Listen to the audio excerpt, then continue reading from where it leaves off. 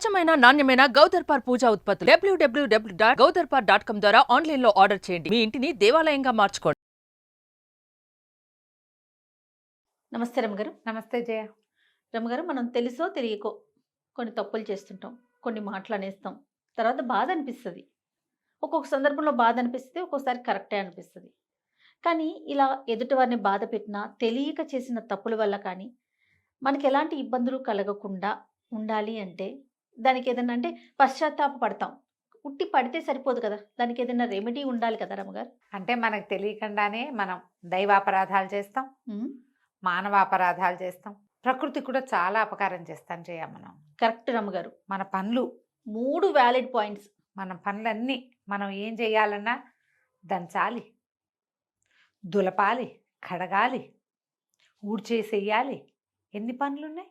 వీటన్నిట్లలో కొన్ని లక్షల జీవరాశులకి మనం ఇబ్బంది పెడతాం. బియ్యం ఏరుతాం, అందులో ఉన్న పురుగుని ఏం చేస్తాం, అమ్మ ఇంకో చెట్టు మీద పెట్టి నువ్వు అక్కడ బతుకుపో అని చెప్తామా? పడేయం.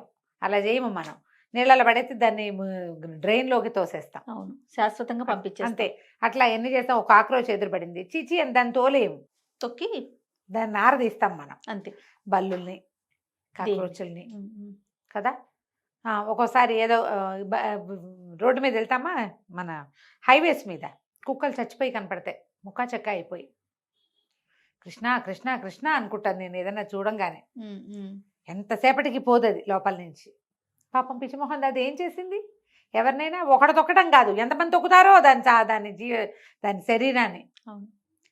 అసలు ఇట్లా ఎన్ని జరిగిపోతూ ఉంటాయో మన దైనందిన జీవితంలో. మనం ఏదో మాట్లాడితే ఎవరికో తగులుతూ ఉంటుంది ఆ దెబ్బ అని మామూలుగానే మన ఇంట్లో వాళ్ళని హర్ట్ చేస్తాం, ఆఫీస్లో వాళ్ళని హర్ట్ చేస్తాం, రోడ్డు మీద ఒట్టి పుణ్యానికి మనం రాంగ్గా వెళ్తూ ఎదురుగుండా వచ్చిన వాడిని తిడతాం, ఉద్రేకాన్ని నడుచుకోలేక.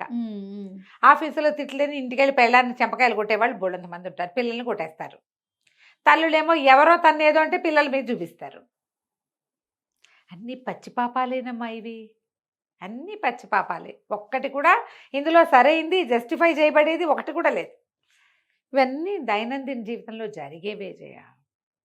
ఇప్పుడు ఎంతసేపు మనం వచ్చేసాం ఇచ్చేసాం, మన వల్ల ఇలా అయిపోయింది అలా అయిపోయింది అని నువ్వు దాని చింతలో ఉన్నావనుకో, సుఖం లేదు నీ జీవితానికి. ఇంకా సుఖం లేదు, సంతోషం లేదు, సాటిస్ఫాక్షన్ లేదు, డిప్రెషన్స్ వస్తాయి. అవునండి, జబ్బు చేస్తుంది.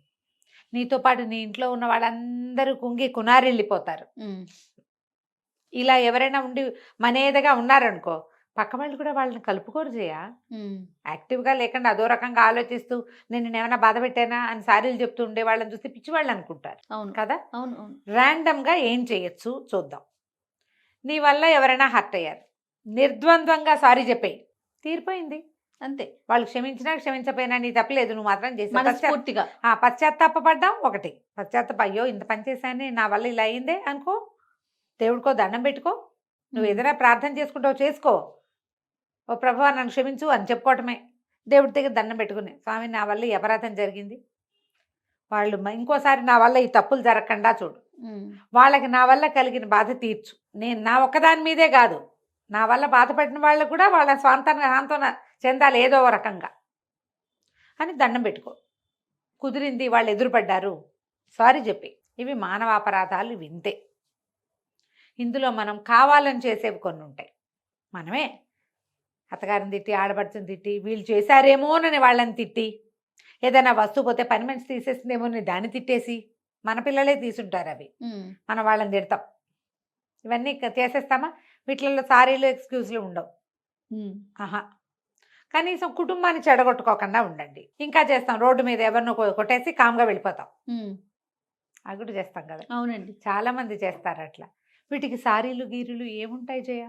అవతల వాళ్ళు చచ్చారో బతికారో నువ్వు చూడవు కదా, ఎవరు చూడరు, ఎవరి వల్ల ఏమీ అవ్వదు. దీనికి మనం వచ్చే జన్మలో సమాధానం చెప్పుకోవలసే వస్తుంది కర్మ సిద్ధాంతం ప్రకారం. కాకపోతే మన పుణ్య బలాన్ని గనక మనం పెంచుకోగలిగితే అంత ఎక్కువ కర్మ దుర్విపాకంగా ఇది పరిణమించకపోవచ్చు అని అనిపిస్తుంది. దీనికి ఏం చేయాలి? ఎవరైనా అవసరమైన వాళ్ళకి భోజనం పెట్టాం. మేము భోజనాలు పెడతామండి, మేము భోజనాలు పెడతామని చాలామంది చెప్తారు జయ. వీళ్ళు భోజనం పెట్టడం ఏంటో తెలుసా? వాళ్ళ ఇంట్లో భజన పెట్టుకుని భోజనం పెట్టుకుంటారు. దీన్ని మీరు నారాయణ సేవగా భావించకూడదు. మన ఇంట్లో భోజనం పెడితే మనం భజన చేసాం, భోజనం పెట్టాం. నీడీకి పీపుల్కి పెట్టాలమ్మా భోజనం. ఓకే. ఆకున్న వాడికి పట్టెడన్నం పెడితే వచ్చే ఫలితము మీ ఇంట్లో నువ్వు 10 విందులు చేసినా సరే నీకు రాదు. ఓ. ఆకలిగా ఉన్న వాడికి, అవసరంలో ఉన్న వాడికి పెట్టండి.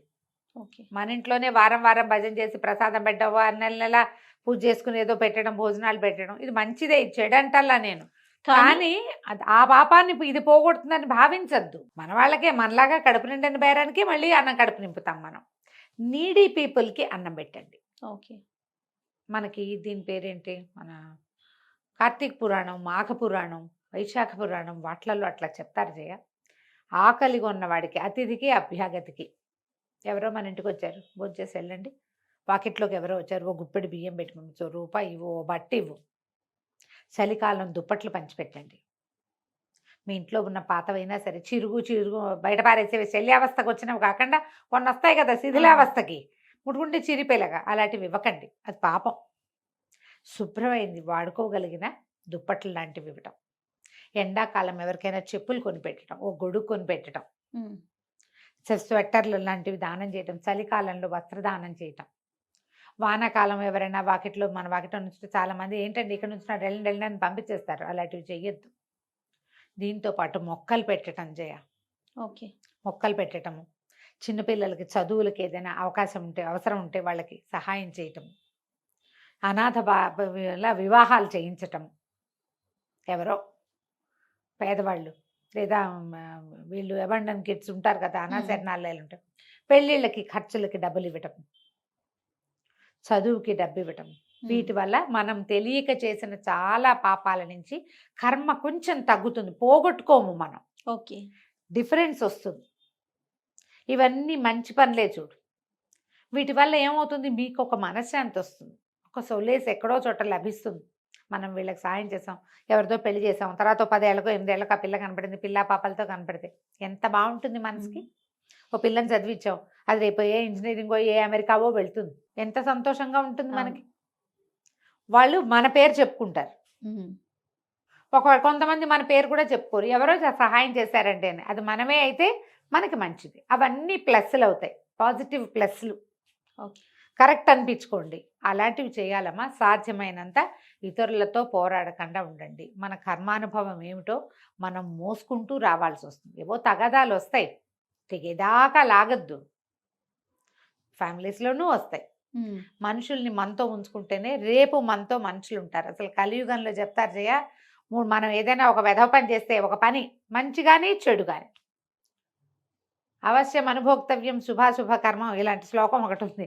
అవశ్యము అనుభవించాల్సిందే, మనం శుభం చేసినా అశుభం చేసినా. ఓకే. అదేమిటి 3 రోజుల్లో కానీ, 3 వారాల్లో కానీ, 3 నెలల్లో కానీ, 3 ఏళ్లలో కానీ, గుర్తొచ్చిందా శ్లోకం నీకు? తప్పకుండా శుభాశుభ కర్మల ఫలితాన్ని కలికాలంలో అనుభవించి తీరుతాం మనము. అతని ఆడబడుచుని తిట్టిపోస్తే రేపొద్దున నిన్ను తిట్టేందుకు కోడళ్ళు వస్తారు. అంతే. నీ ఫ్యామిలీని అత్త వాళ్ళతో పాటు భర్తని, వాళ్ళ అమ్మా నాన్నని కలవనివ్వకపోతే రేపొద్దున నీకు కూడా అదే జరుగుతుంది. ఇవన్నీ వస్తాయి కదా. మనం వాడిని ఏమన్నా జడగొట్టి పైకి వచ్చాం, నిన్ను జడగొట్టేవాడు నీ ఇంట్లోనే పుడతాడు. బయట నుంచి కాదు, మన ఇంట్లోనే వస్తాయి అవి ముసలాలు. ముసలం మన ఇంట్లోనే పుడుతుంది. ఇవి చేయకుండా ఉంటే కొంత మనం చేసిన పొరపాట్ల నుంచి బయటపడగలుగుతాం. ప్రతి వాళ్ళు మనని మనం తరచి చూసుకుని, ఇది మనం పొరపాటు చేసామా, దీన్ని సరి చేసుకోవాలా అని ఆలోచించి ఏదో ఒక సరైన పని చేయండి.